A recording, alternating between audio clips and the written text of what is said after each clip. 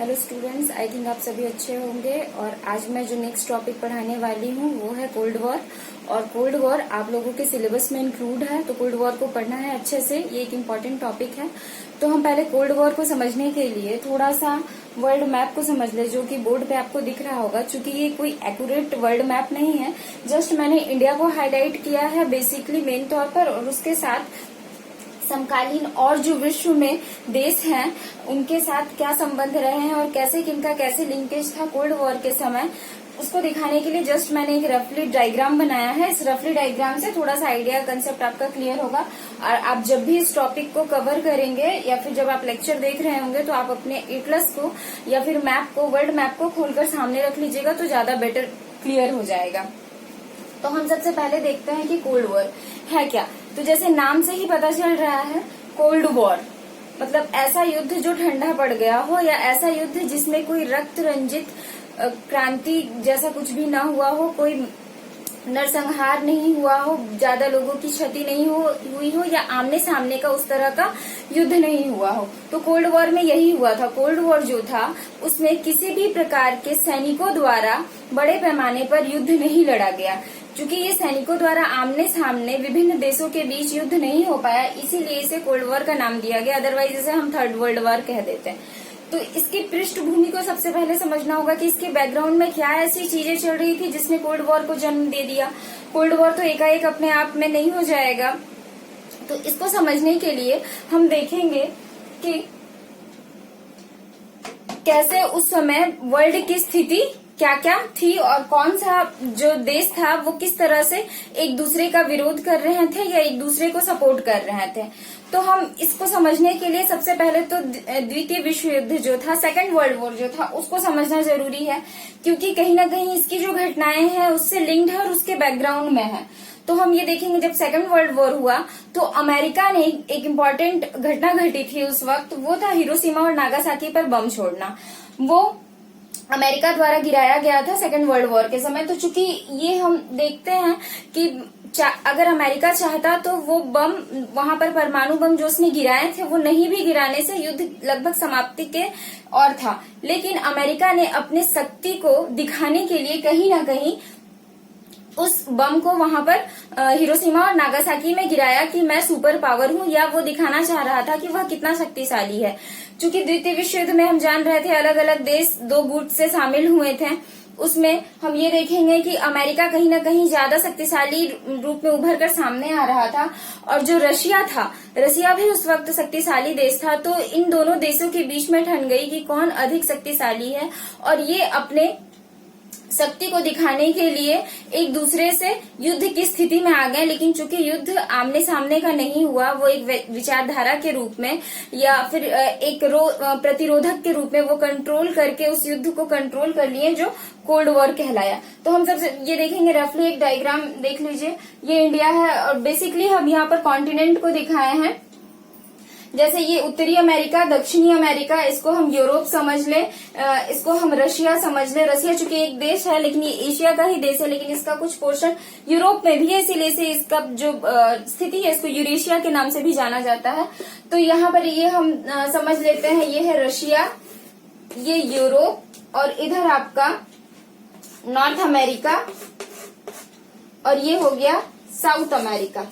ठीक है, north America, south America, Russia, Europe, और ये अपना हमारा है इंडिया।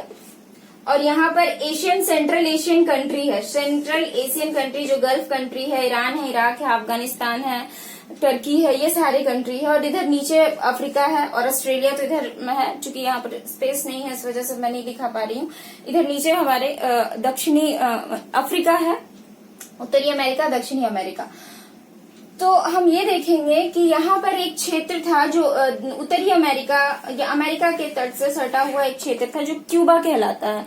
ये क्यूबा से रिलेटेड एक इंसिडेंट हुआ जो कोल्ड वॉर की चरम परिणति बनी, या फिर हम बोलेंगे टॉप पर पहुंच गया, और लग रहा था कि अब युद्ध हो जाएगा। क्यूबा अमेरिका से रिलेटेड अमेरिका से सटा हुआ एक साम्यवादी देश था। अमेरिका लेकिन क्या चाह रहा था कि यहाँ से साम्यवाद की जो विचारधारा यहाँ पे चल रही है, जो ये साम्यवादी देश है, इस पर हम अपना अधिकार कर ले, ऐसा रशिया को लग रहा था। तो रशिया ने क्या किया, रशिया ने अपने सारे कुछ सैनिकों को यहाँ पर तैनात कर दिया इस भय से कि अमेरिका यहाँ पर आक्रमण न कर दे। और अगर अमेरिका यहाँ पर आक्रमण कर देगा तो चूंकि रूस से इसका लेना देना था और दोनों देश ही साम्यवादी देश थे, तो इससे रशिया को कहीं ना कहीं नुकसान होता है। इस वजह से रशिया ने यहाँ पर क्या करना शुरू किया, अपने सैनिक तैनात करने शुरू कर दिए।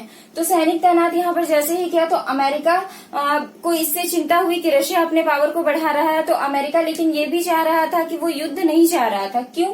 क्योंकि उसे पता था कि जब उसने जापान के हिरोशिमा और नागासाकी पर बम गिराया था तो जापान के पास जवाब देने में या पलटवार करने में उसके पास एटॉमिक पावर नहीं थे या एटॉमिक एनर्जी उसके पास नहीं था।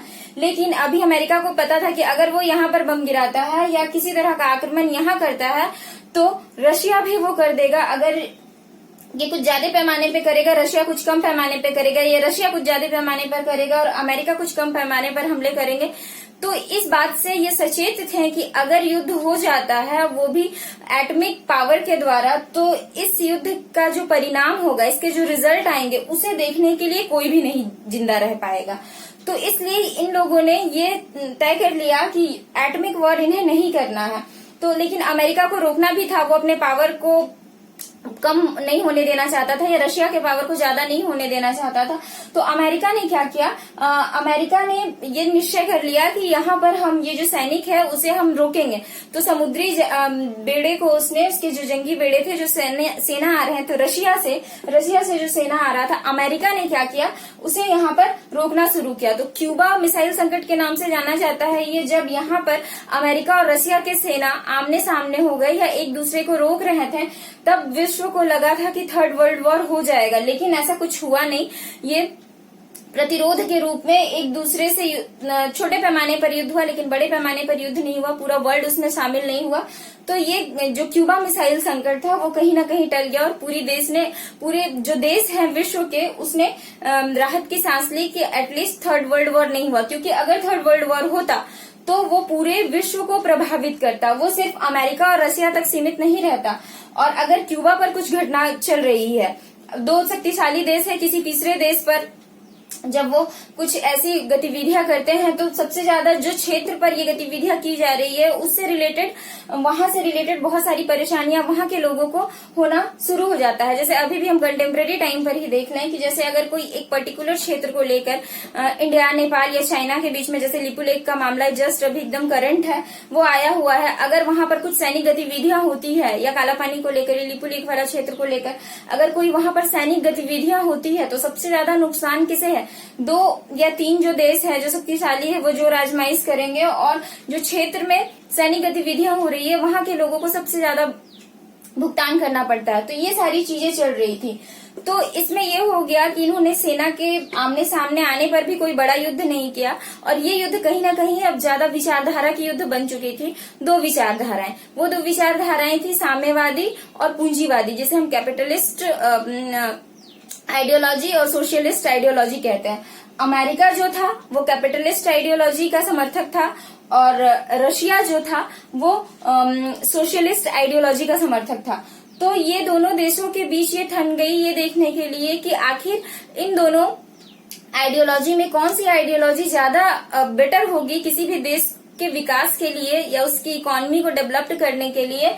इन दोनों देशों में ये युद्ध हुआ और लास्ट में तो हम देखते हैं अमेरिका ही सुपर पावर के रूप में उभर कर आता है, यूएसएसआर का तो डिसइंटीग्रेशन हो जाता है। तो ये सारी चीजें चलती है। तो हम पहले 2 चीज ये समझ ले कि ये जो 2 आइडियोलॉजी है, सोशलिस्ट और कैपिटलिस्ट, क्या है, जो कि वेल डिफाइंड इसका एक डेफिनेशन है, लेकिन जस्ट नॉर्मली एक एग्जाम्पल के रूप में ये समझ लीजिए। सोशलिस्ट आइडियोलॉजी में ये था, जो कि मार्क्सवादी विचारधारा, साम्यवादी विचारधारा के नाम से भी जानते हैं, उसमें ये था कि अगर कोई भी संपत्ति है तो उसमें कोई एक पूंजीपति या किसी एक इंसान की संपत्ति पर बल नहीं दिया जाता है या उसको अधिकार नहीं दिया जाता है, बल्कि जो भी संपत्ति है उस पर सभी लोगों के अधिकार बराबर होते हैं और वो स्टेट के अंडर में होता है। लेकिन जस्ट इसके विरोध में पूंजीपति विचारधारा जो थी उसमें ये था कि कोई एक पर्टिकुलर इंसान जिसकी कोई बड़ी इंडस्ट्री है, कोई बड़ा फर्म है या कोई बड़ा बिजनेस है और वो अपने बिजनेस को चला रहा है, तो वही एक इंसान ही उस सारी प्रॉपर्टी पर अपना अधिकार दिखाता है और उसके अंडर में जो मजदूर हैं या जो श्रमिक है, भले ही वो कड़ी मेहनत कर रहे हैं, लेकिन ज्यादा से ज्यादा जो लाभ है या जो मुनाफा है वो पूंजीपति जो होता है उसको जाता है। तो अमेरिका सेम उसी को समर्थन दे रहा था, पूंजीवादी विचारधारा को समर्थन दे रहा था, उसमें ये था कि ज्यादा से ज्यादा मुनाफा कमाना, और जो मुनाफा होता है वो पर्टिकुलर किसी पूंजीपति वर्ग के ही हाथ में जाना। और साम्यवादी जस्ट इसके अपोजिट थे कि जो भी मुनाफा हो उस पर सबका अधिकार हो, सबका बराबर का अधिकार हो, चाहे वो पूंजीपति हो चाहे वो मजदूर वर्ग हो। और ये जो वर्ग डिफरेंसेस है, जो क्लास डिफरेंसेस है, डिफरेंट जो क्लासेस है, उसका विरोध करता था साम्यवादी विचारधारा जो थी, जो सोशलिस्ट अप्रोच था उसका विरोध करता था। तो ये दोनों चलकर आगे इसी विचारधारा के ऊपर लड़ाई हुई कि आखिर इन दोनों विचारधाराओं में कौन सी विचारधारा ज्यादा सही है या ज्यादा इम्पोर्टेंट है किसी भी देश के प्रोग्रेस करने में। इस विचारधारा को लेकर बहुत सारे देश में गुटबंदियां चलने लगी और अनेक देश कई गुटों में बंट भी गए।